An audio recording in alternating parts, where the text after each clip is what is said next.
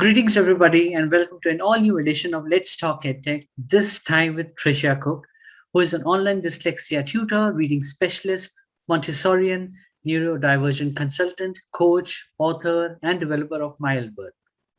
So, hi, my name is Amandeep. I'm leading academics here at TutorEye. We are 24 by 7 e learning platform helping students achieve their academic goals through expert online tutoring and written help services. Tricia, welcome to Let's Talk EdTech. How are you today? I'm doing fine. Thank you for having me. Thank you. So, Tricia, right off the bat, we would really like to know what are you working on nowadays? Well, I was in the classroom for Mhm. majority of the time in Montessori. Like you said, I'm a Montessorian. So I, right before everybody had left and gone home for COVID, I had already left the classroom. I had already had an office set up to be a tutor. And it was Okay. nice, all those years of gathering materials, and now they were all my own in my own office. And then I closed the office down and I got online. So Mhm. it's been very Right. nice though. Very interesting. So, Tricia, how would you define alternative and holistic education? So we have seen this on your profile, especially around neurodiversity and epigenetics. Sure.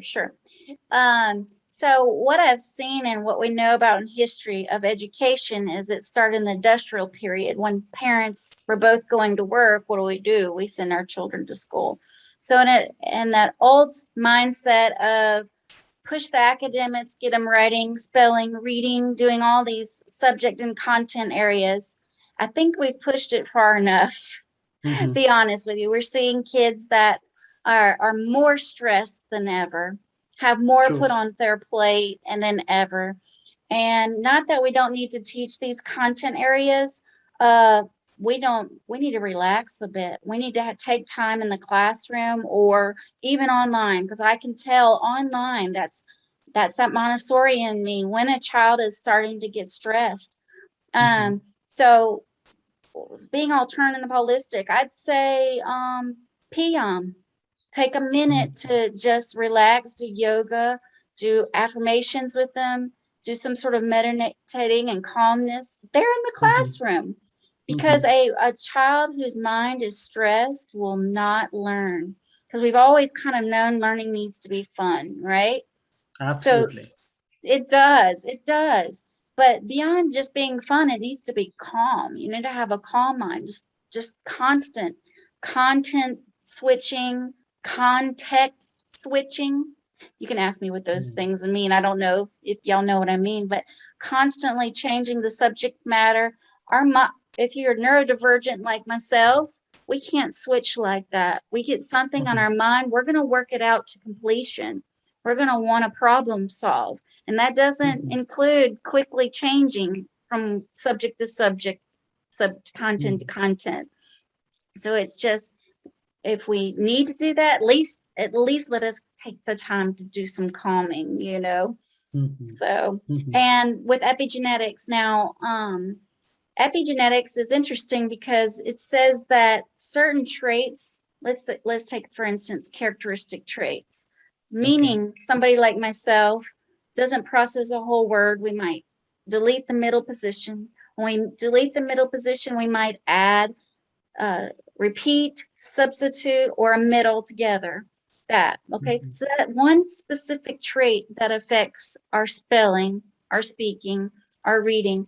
Let's say, let's say through epigenetics that we studied calm so much that those characteristics and traits start to diminish, and they get less and less and less and silencing, because that's actually what's happened to me. Mhm. I used to have those dyslexic traits more Okay. frequent, but Mhm. when I start to feel anxious, I've learned in my body what that's like for me. Mhm. That is, I start to talk real fast. That's my mind racing, of course. My heart starts to beat fast. I start to get a little sweaty, get a little red. So that means I'm feeling stressed. I should get calm, and then I can write this word out, or I can say this sentence. So I've kind of silenced that genetic gene that's not having me to process those sounds. Correct. Correct. Very Mm-hmm. interesting. Makes a lot of sense, Tricia. So Tricia, we are an online tutoring organization, and tutors normally do not have a lot of insight into learning preferences of learners just before they start learning or just when they join the online session. So, according to you, what is the best or the quickest way of assessing learning preferences? Okay. So my program, My Albert, that I developed, I sent out Mhm. a screening Okay. or checklist that Mhm. there's 3 different kinds I find so important is of this background knowledge you need before you begin with the student. Can I go through that? Do you mind me Yeah, going through it? of course, of Okay. course. Okay. It's a checklist first that shows their gifts, strengths, and interest. Because I Mhm. believe if you go by those gifts, strengths, and interests, you could definitely meet the child where their needs are. Okay. Okay. And you think the parent's gonna fill it out. You think they know everything, but you might quiz them a bit or find out more when you're going through it, how they're gonna find out they're visual spatial learners. That's most of the Okay. students that I work with. Right. And then it comes back to them on things that they can do instead of, let's say, Mhm. something that's linguistic. I go like writing Mhm. a report. Instead of writing a report, why don't we do this? It's going along with their visual spatial gifts, right? Right. Right. And so the next one they get from me is an anger shame checklist, but I don't call it that. I call it learning uniquenesses checklist. That's to see if they Mhm. developed any anger and shame. Remember just a Mhm. minute ago, we were talking about calm. A calm mind does not include those emotions of anger and shame that are being triggered at that moment of learning. So Mhm. it's good to have that background knowledge. Does this child already have the predisposition of anger and shame? If so, Mhm. let's replace that with strength and empathy. And remember, I had Mhm. said you could do peon, including Mhm. affirmations. So you can affirm to them right away. I can tell you're angry, and I use those words with them. But remember, you've already read the checklist that says that they are. I see you're angry. Let's see how this is how we can gain strength. How is this making you stronger by doing this, like as a person? So Mhm. that's just a slight example. Mhm. um Mhm. but you wouldn't believe the amount of kids I've done, Okay. probably a total of 87 of these checklists. How many Wonderful. are equal in anger and shame even by the age of 10? Okay. Anger and Okay. shame is already developed. Now, Mhm. the third checklist is very important before you begin because it includes, is it a visual processing problem? Is it auditory? Is it ADHD characteristics affecting their reading? Or is it a Mhm. specific language impairment? Okay. So Okay. those really are their underlying characteristics that a lot of them have because it's one brain, guys. We're going to Mhm. have several differences in these areas. So you know exactly which ones they're doing, and you can do your intervention based off of that because you know this, they need, let's say color overlays. You have color veil on your computer. You need to know that they're going to be doing the auditory processing problem that I referred to Mhm. earlier. They might drop the middle sound most frequent. What do you do then? So knowing those 3 checklists are going to change the way that you teach the child and you're going to meet their needs. Very So true. all Very true. encompassing, I'll tell you that.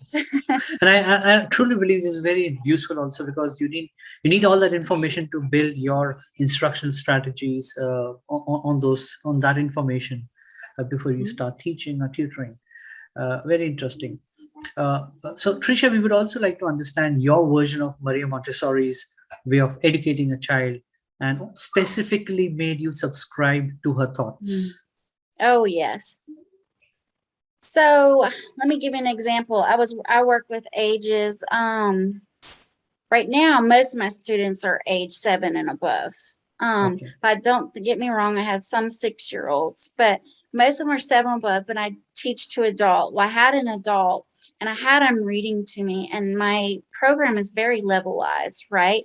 So we're Mhm. the point to where he's reading automatically. So let's now work on comprehension at this stage. You know all about that. But so he all of a sudden, he had read a word and it was participants. And he said, participants, like that. He said it with such confidence. I had to bring up to him that I observed early on when we first started together in June. He would go like this. I literally got to show you what it was like so people see. He would go, like that. I said, remember that day when we were reading together at first? This is when I was first assessing him and saying, and you'd come toward you didn't know, and you were hitting your head, and now you just breathe. I said, participants. I said, so I made like these observations that I can bring up to them to show him that he's progressing, like this, the slightest little memorizing. So she was all about observation. And I said earlier, I was like, I can tell when they get anxious online. I can hear tapping on the computer.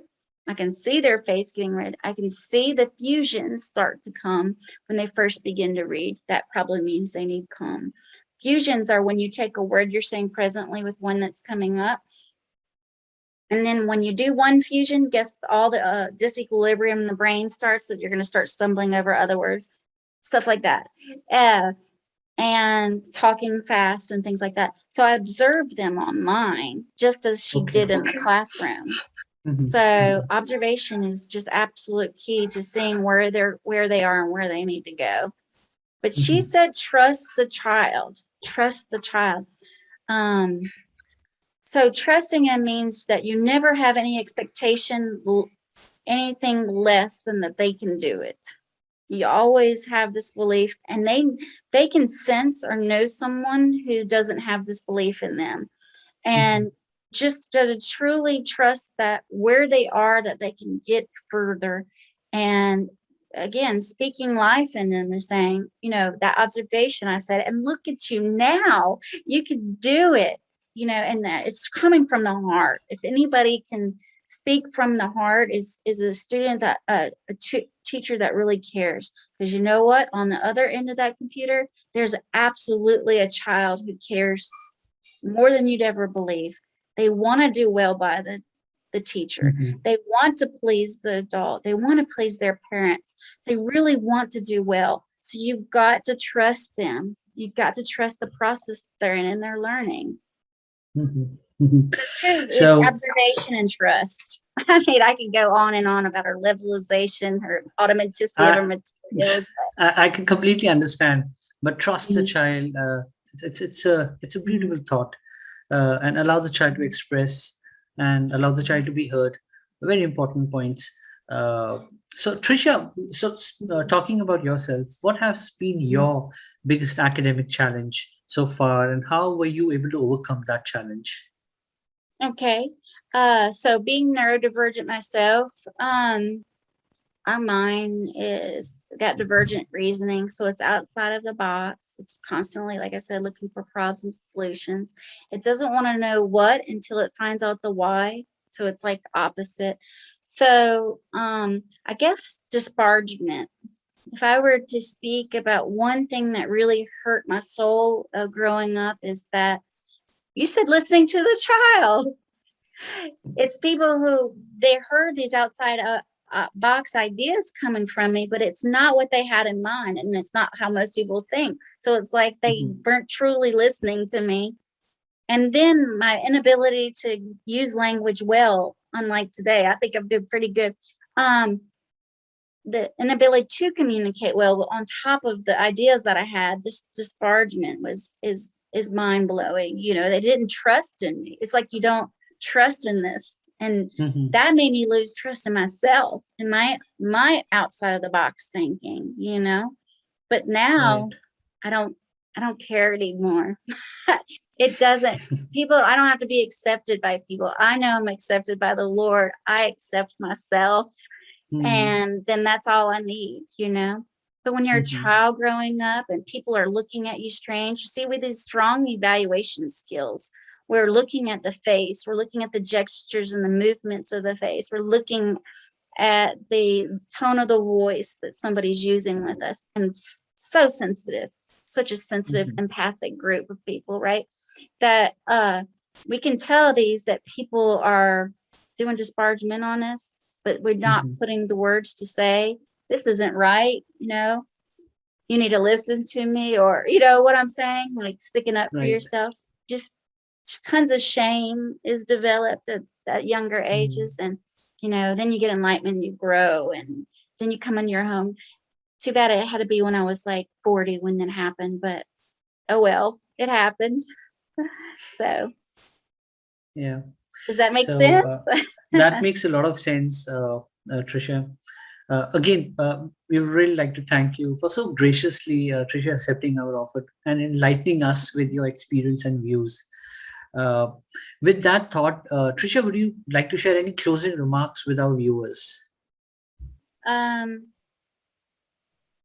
yeah, just I think if anything, it's to check to see if any anger and shame have developed, because you're gonna Mhm. knowing those SEL components, the social emotional learning components that they still may Right. need, then you can facilitate them with these calming tools, you Mhm. know. And once you facilitate them with that, then they don't have to go into such um anxiousness.